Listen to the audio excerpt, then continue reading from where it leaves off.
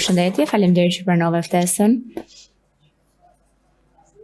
Përshëndetje. Atë operacionet e mashtrimeve përmes telefonit ku qytetarët joshen me premtime për fitime të shpejta është duke u kthyer në një fenomen shqetësues edhe në Shqipëri. Lusha, si shpjegohet që aktiviteti call centrave të lidhur me mashtrime po rritet kaq shpejt në Shqipëri? Aktiviteti call centrave dhe mashtrimeve në Shqipëri po rritet shumë shpejt për arsye sepse është bërë më lehtë hyrja në territorin e vendit tonë, por gjithashtu dhe depërtimi i internetit dhe njohurive rreth internetit është bërë më i lehtë në ditët e sotme dhe kështu kjo rrit edhe mundësinë që të krijohen problematika të tilla. Si funksionojnë konkretisht këto skema mashtrimi përmes telefonit? Atëherë kemi një numër pra njerëzish të cilët kanë mbledhur numrat e telefonit, pas edhe siç e dim disa vite më parë kanë dalë një listë shumë e madhe me numra telefona shqiptar, mos gaboj mbi 4 milion numra shqiptar dhe këto lista telefonike merren dhe përdoren ose procesohen dhe kontaktojnë gjithë personat të cilët mendohen se mund të kenë të ardhura dhe në përpjekje për të mashtruar këta persona. Pra këta telefonojnë persona dhe u prezantojnë atyre një oportunitet për të shumëfishuar të ardhurat e tyre, por që dihet që kjo në fund është vetëm një mashtrim pasi kurse si të ardhurat nuk mund të shumëfishohen në mënyrë të tillë, çfarë do qoftë. Pra mund të jetë kjo skema e mashtrimit që zakonisht është forex ose që quhet foreign exchange, pra është konvertimi i midis valutave të ndryshme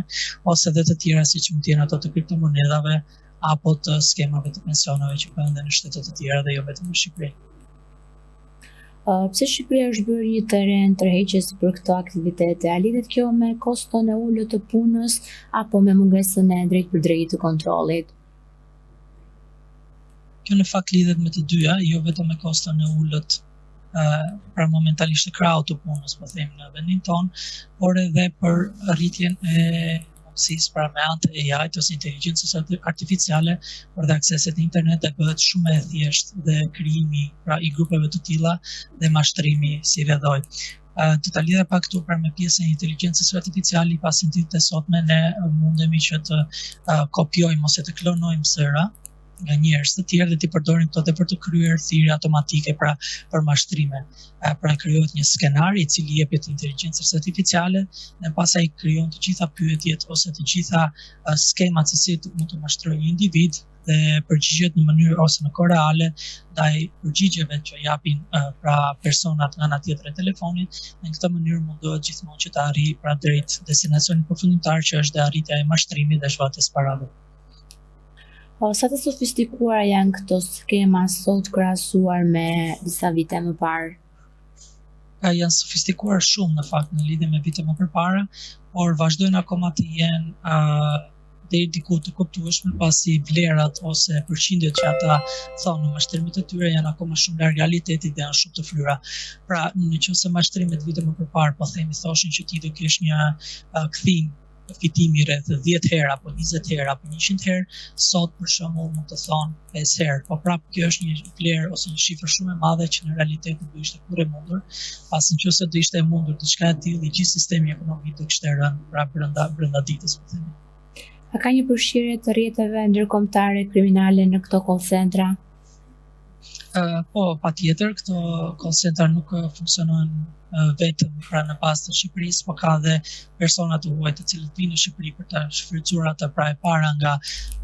kostot e ulët të krahut të punës dhe e dyta dhe është bërë shumë e thjeshtë pra hyrja në vendin tonë dhe kontrollet pra nga ana e institucioneve qeveritare mungojnë për të parandaluar sulme të tilla. Gjithashtu dhe nuk ka kontrolle fare i aksesi pra në internet, pra deri diku është po themi thik me dy presa, sepse nga njëra anë kemi le të themi akses pothuajse të palimituar në internet dhe nuk kemi bllokime si në vendet të tilla me censurë siç mund të jenë po themi Kina apo shtete të tjera që janë më pra afër diktaturës se sa vendi ynë, por nga ana tjetër kjo prandaj të mundur që të mund të aksesohen pra shumë burime të ndryshme në internet dhe të krijojnë pra të lejojnë krijimin e këtyre rrjeteve të sofistikuara. Sa lehtë është për një qytetar të zakonshëm që të bjerë pre këtyre mashtrimeve? është e lehtë, nuk është fare e vështirë që të bien prej këtyre mashtrimeve, pasi dhe duke u nisur nga fakti që Shqipëria si një vend akoma shumë i varfër, shumica e personave nuk e kanë atë njohurinë rreth pjesës financiare ose si funksionojnë financat në përgjithësi, dhe ata joshen lehtë nga këto mashtrime të cilat ofrojnë kaq shumë të ardhura në një kohë kaq shumë të shkurtër. Gjithashtu nga ana tjetër dhe pra në përgjithësi shqiptarët nuk është se janë shumë të njohur me botën e teknologjisë dhe se si funksionojnë skemat e mashtrimit, të cilat bëhet përmes telefonit apo përmes internetit, kështu që kjo e bën akoma dhe më të lehtë që ata të bien prej këtyre mashtrimeve.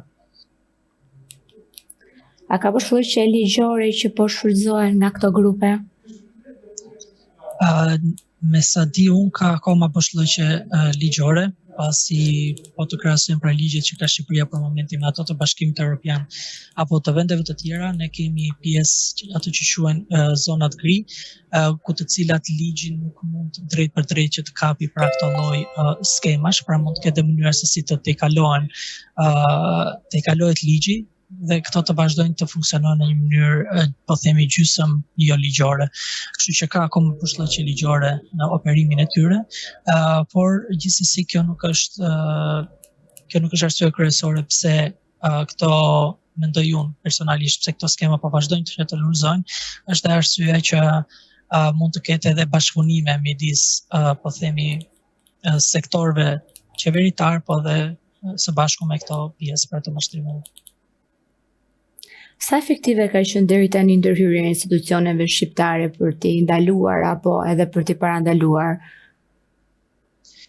Nuk ka qenë aq efektive, pasi një pjesë e madhe këtyre grupeve, sidomos nëse janë të mirë organizuara, por kanë dhe njohje brenda pra këtyre sistemeve, ata mund të marrin dhe lajmërime para kohe në rast se do vinë një kontroll drejt tyre, ose ata mund të kenë persona të brendshëm pra në institucionet qeveritare dhe do mund që të zhvendosin aktivitetin e tyre diku tjetër para se të kapen ose të ndalohen. Kështu që ka qenë goxha e vështirë që të kapen këto grupe kriminale dhe të mbyllen përfundimisht. Është duke u dëmtuar imazhi i Shqipërisë në arenën ndërkombëtare nga ky fenomen? Sigurisht është duke u dëmtuar pasi bëhet